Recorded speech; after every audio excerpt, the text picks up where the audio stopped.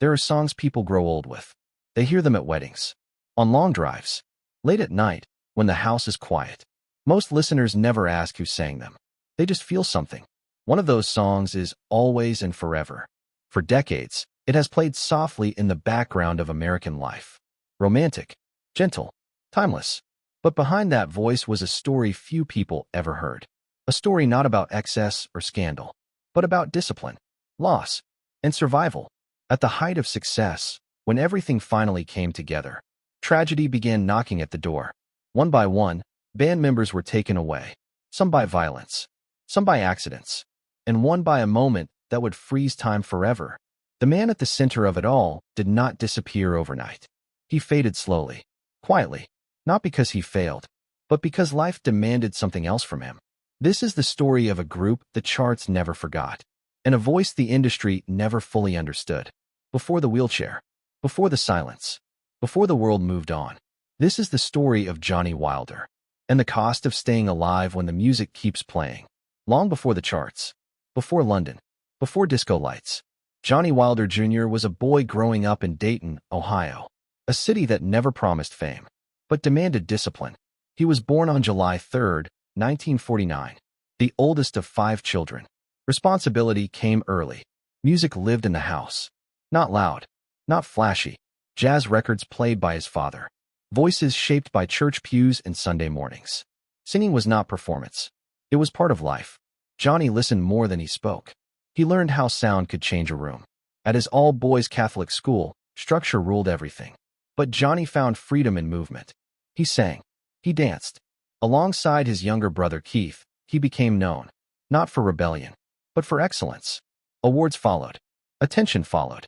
After high school, he enrolled at Central State University. Music was his focus, but not his only one. Mathematics sharpened his thinking. Gymnastics strengthened his body. For a time, his dream was not a stage. It was the Olympics. Life interrupted that plan. In 1969, Johnny married his high school sweetheart, Rosalind. When she joined the U.S. Army, Johnny followed without hesitation. Love came first. They were sent to West Germany, far from home, far from Ohio. On military bases, Johnny began playing for soldiers, men and women missing home, looking for familiarity. The stages were small, the nights were long, but something was forming. Different musicians, different countries, different accents. Johnny learned leadership there, not by force, but by example. When his service ended, he was given a choice. Go home, or stay and build something new. Johnny stayed. Germany became the birthplace of a band that did not yet know its name, or its future. One day, Johnny answered a simple newspaper ad. A keyboard player looking for work.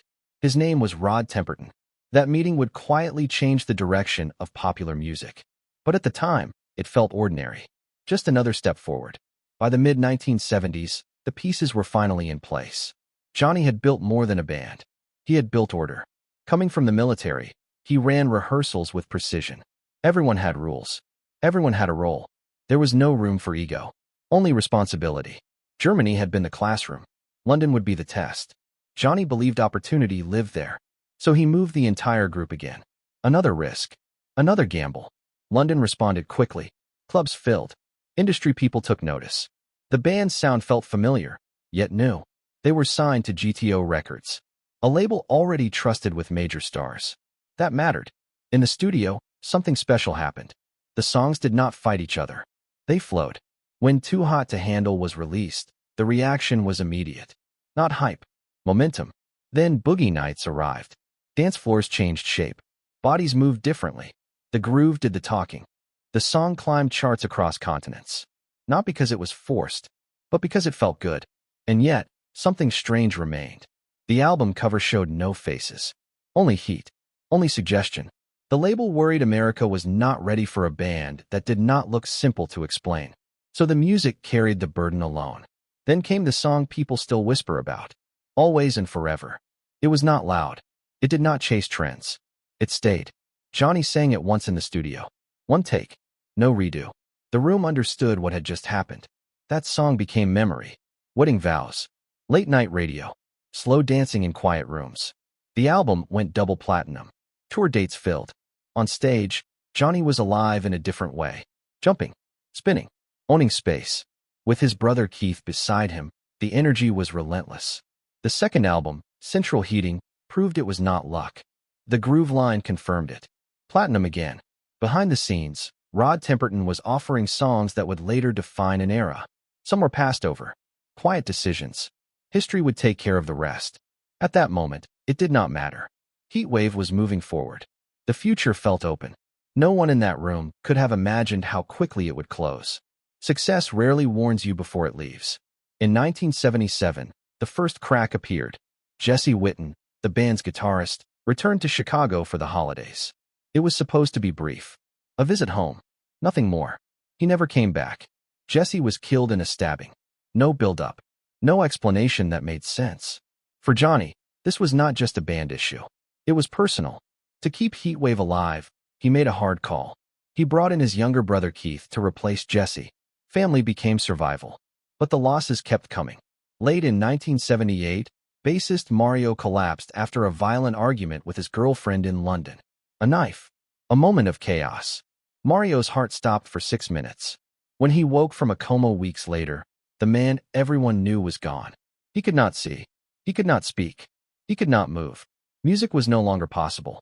Johnny watched another piece of the band disappear. Then came the day that changed everything. February 29, 1979. Johnny returned to Ohio to see family. A short break from recording. A normal drive. A van ran a stop sign. The collision was brutal. Metal folded. Glass shattered. Johnny's young brother-in-law survived. The driver of the van did not.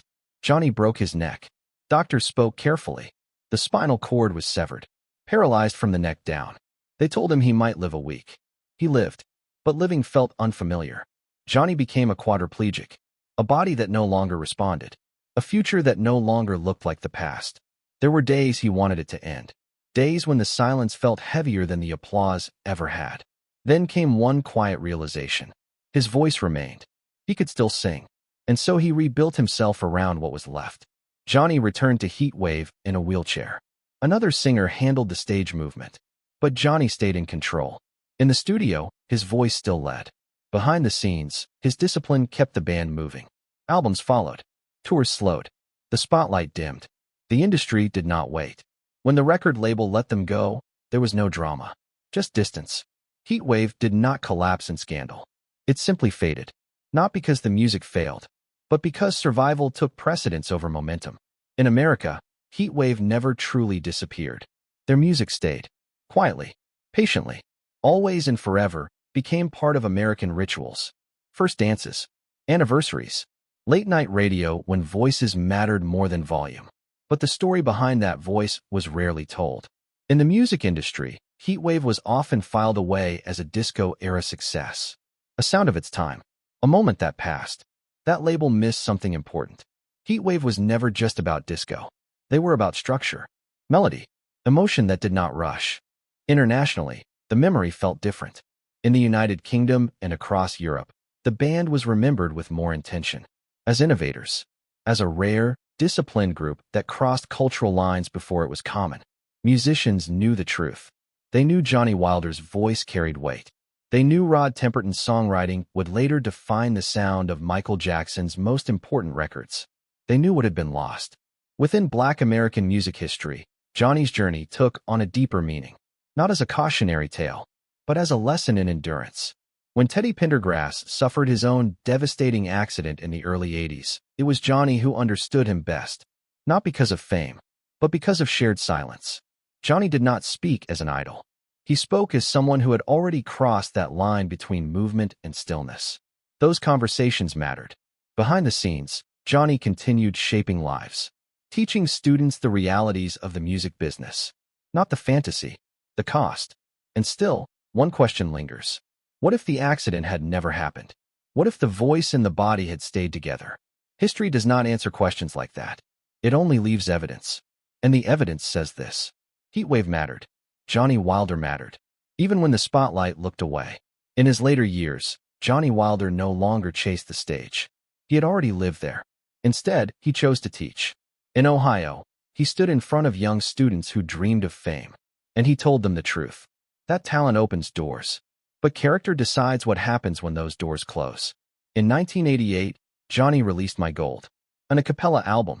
No production gloss. No safety net. Just breath, tone, control. It was not a comeback. It was a statement. He followed it with One More Day, another quiet reminder that his voice had survived what his body could not. When Johnny passed away in his sleep on May 13, 2006, there was no spectacle, no controversy, no final performance, just the end of a life shaped by music and restraint. Heath Wilder continued performing for years, carrying the name forward, until his own journey ended. Rod Temperton, the songwriter who helped shape an era, was gone too. What remains now is not tragedy. It is presence. Heatwave's music still lives in American homes.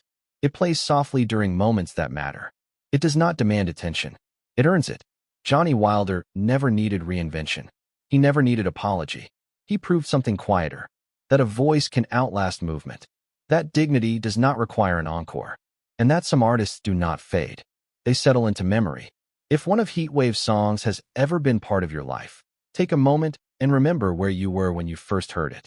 If Always and Forever carries a personal meaning, share it. And if stories like this matter to you, stay with us. Because not every legend stands in the spotlight. Some simply leave the lights on for others.